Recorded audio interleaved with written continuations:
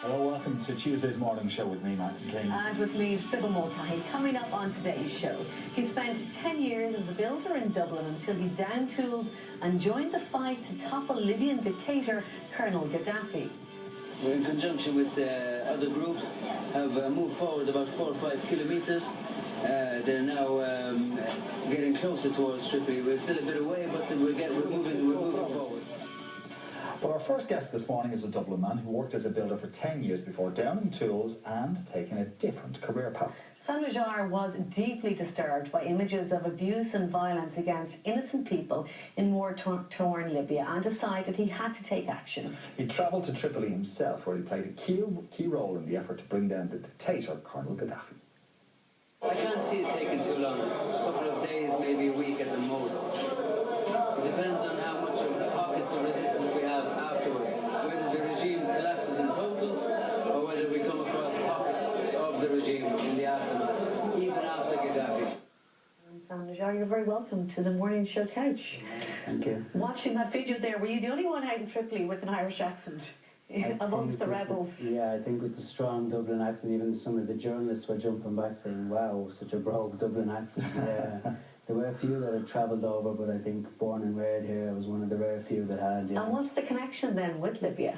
Well, my dad's Libyan and my mum's Irish. I'd been over a couple of times on holidays and stuff like that throughout the years, and so I had that kind of like a connection where I knew the people and I knew the background, and I'd been as a child and I'd been as an adult, so like I kind of like got a gist of what the regime was all about before the whole revolution started. Your father had been through that as well, because he came to Ireland in the 70s. He did, yeah. And met your mom. Mm-hmm. They settled down, had a family. You came along. Mm-hmm. You were raised as a Muslim, mm-hmm. but wound up back in Libya for 3 years from the age of 9. Yeah, we went over, I was young at the time, so it was a perfect chance to learn the language, which I now speak, fluently. That's always been a great factor to have throughout life. And yeah, we went over 3 years. It was an experience as a child, you get to see the country, and, it's very virgin at the time. At the time there was an embargo as well. So it was very unusual to see that kind of a difference, compared to normal life. But yeah, that was in my younger years, and then I went over in my 20s. Went over then, that was an opportunity to see as an adult what Libya was like and how people were experiencing life under the dictatorship. And even though my dad had come over to Ireland, you're never too far away from the tentacles of the regime, Right. So the regime would be, if you're not working for the government in any way, or you're not part of it, and you just want to go about your own life, and you're not part of any kind of political movement, they'll always check you out. Who are you? What are you doing? You could be this, you could be that, so there was always that element. Paranoia. Yeah, a serious paranoia by the regime, trillions. Was it during those formative years between 9 and 12 where you met Gaddafi? Yeah, well, that was, just by chance. I think it was because he was visiting a certain place, and I think that my image, being lighter skinned than the rest, that they chose me along with another few children, and he was passing by, and due to some ceremony or something like that. And yeah, I got a chat. He put his hand out, I shook his hand, and even at that young age, though, I was never really. It didn't really leave an impression on me. I didn't really take it in like that, At the time the revolution started to unfold, you hadn't been in Libya for a long, long time. Mm-hmm. It was 10 years before the revolution. I kind of had these 10-year gaps between every time I went over. And so I was going over, this was before any talk of the revolution. Now there was, if you know the Arab Spring, it started in Tunisia first and then Egypt and then swept across. So while I was there, it just kicked off in Tunisia, and I was sitting down at my cousin's wedding that I was invited to. We were watching on the screens, and there would be chit-chat between the lads, will this happen here? And somebody quickly say, that Gaddafi would quell or crush that in no time, kind of a thing. And so that all ended. I came back to Ireland, and then of course February, I came back in the January, February, then the 17th was the date, the movement and of the protests, and that's when it all kicked off. And I think from then, we just, from watching here on the couch, like here on the TV, and saying, you know, things just progressing worse and worse. And I was always hoping, like saying, you know, I don't mind once the country is not war-torn, you know, no matter what happens, once the, you know, there's we can save some bloodshed and stuff like that, but obviously it just got worse and worse and worse over time. So did you literally just decide one day, I'm going to get on a plane and go over and try and help? Well, I get asked this question a lot, and I think basically, you know, to me, I kind of like put it like, you know, if there was an old man or woman on the street and they'd fallen over in the middle of the street, would you go over and help that person, you know? And that was the kind of like an effect it had on me. I felt like I could help, because a lot of people say, what made you, like what drove you to go, like what was it, like to leave security and safety and all, and to put yourself in that situation. And I think I knew I could make some kind of a difference. I knew I could, you know, contribute something, and, you know, whether it was even language, even speaking English, that I could go on, do some reports. You know, a lot of media was, you know, for the first time, they were like children in a sweet shop in Libya, because there had been no such thing as journalists in Libya beforehand. So Did you have any training? I mean, were you able to fire a weapon?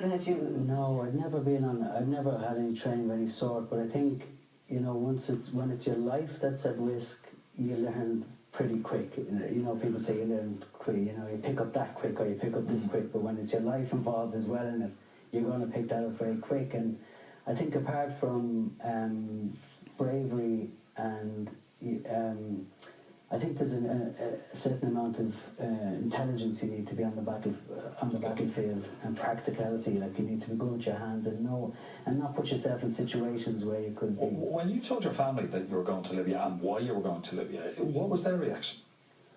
Well, I think my mum, she famously said since then, you know, like if I had 20 sons, and I put that in the book, like she said, if I had 20 sons, I would have sent them all. She's very proud of the fact that I went over. She knew that I could contribute something. She knew me from growing up, what I could contribute, how good I was in these kind of things, like, you know, whether it be, you know, well, not war, obviously, but, you know, just that I could put something in there. And she's very proud of that fact. And even though she felt like, you know, that her son was going into a very dangerous situation, she felt, you know, that it was an honourable cause and a noble cause, you know. You ended up, once you got to Libya, you were a battlefield commander and a top interrogator. Eventually, yeah. What type of time span are we talking about? And how did I was a soldier for a summer. It was all in the space of a summer, yeah. How did you become... Going to Air Lingus for a summer job and winding up as a pilot. You have to learn as you go. Like, you know, I think in these kind of situations like wars and stuff like that, I kind of like put it like, you know, what would you rather go, if you had a choice between a doctor who had all the practical experience in the world but never studied a book, or a doctor who had studied all his life but never carried out an operation? Who would you rather? You know, you'd rather the doctor that had carried out the experience, and so there's no better experience for a soldier than being on the battlefield. You can read up as much as you want, you can train through the hoops and jump through the flames and all that kinds of as much as, but in reality, when you're in a battle, that's when you really learn how war works. Like, did you kill many people over there? I can't really put a number on it, because I was involved with covert operatives with NATO, with all kinds of stuff, so I could have been given like the location of a building to NATO operatives that would have bombed that building. I wouldn't have known how many people were in that building, so I was involved in so many. It was a multifaceted mission. I was on a humanitarian basis. I was working on the logistics. There's so much involved in these revolutions, a lot more than just... Yeah. Were you not a sniper, though, as well? One of the top snipers? Well, a sniper, yeah. Well, that's something my preferred position in the battle situation, you know. I was a reconnaissance commander, meaning that I was always ahead of the whole platoon, scoping out where enemy locations, where not to put our convoy into certain dangerous positions to keep them safe, stuff like that. And, you know, I think it was all that kind of, you know, keeping camouflaged, and underneath it all, that kind of like And did attracted you me. kill anybody when you were a sniper? Yeah, well, I did. Yeah. I have to say, you know, at the end of the day, I do feel that I was on the side of justice and on the side of good, and we had given them ample opportunity, like, time and time again, to put down their guns, that this is the will of the people, that, you know, all of this was happening for just one man, and his megalomaniac wantings and his power and his family, you know. So with that opportunity, like, you know, and they didn't take it, so if they came my way, I had to take them out, you know. It was either me or them on the situation. And were you being paid to do this? No, there's no pay involved in this. So it was nowhere near what you'd call a mercenary, you know. This was all for country, for my people. I knew that, you know, if we were to come out of this, that it was something that I would have for the rest of my life, being on the side of good like that. You speak in the book about a 19-year-old girl you came across who was being violated by night, and then forced to shoot people by day. Mm-hmm. I found that out just prior to my interrogations. Like, I captured that girl escaping a certain area in Tripoli that was well known to be a loyalist area, you know, one of the last loyalist areas, and I seen her jumping out of a building, and I captured her, put her in the car. You know, she was very shocked at how well I was treating her, even though I only suspected at the time. I didn't realise what involvement she would have had, like, you know. And so I put her on my jeep. I brought her to the hospital because she had jumped out of a balcony and damaged her leg, I think it was. And so I brought her to the hospital, and then, of course, the hospital contacted me afterwards and said, "Look, Sam, you can't just leave people here, and, you know, you'll have to bring her off to the jail." So I went back, and on the way back, the corridors were full of journalists and stuff like that, and they're all, you know, all over the place, and said, "Look, you know, what's going on here? There's something more than meets the eye here." So when I went inside, then one of the guys had said to me, said, "Sam, she's after confessing to murdering 16 guys, like." And she was 19. This girl's 19 years of age, and so at this stage, I'd probably, prior to this day, probably 2 or 3 days prior to that, I'd lost about 40 men from my platoon alone, men that I'd learned to love, care about, camaraderie, friends, brothers, all shot by snipers in the head and the chest, and these are all men that are doing nothing else but entering the city to liberate it, literally, to get rid of the last elements, and so I had all this emotion, you know, that was directed towards her. And, you know, I said, "Why?" You know, it was the first one, "Why did you do it?" And she said, "I had no choice." And I said, "Why did you not shoot up, shoot to the left?" She said, "Look, they had me by night, they were raping me by night, and they were doing this, and they were telling me to kill or be killed during the day." And so I knew ultimately at that point, I said, you know, the blame is all on one man at the end of the day. There's all these other elements, but ultimately that girl was in that situation because of this man, Gaddafi, and his clan, like, you know.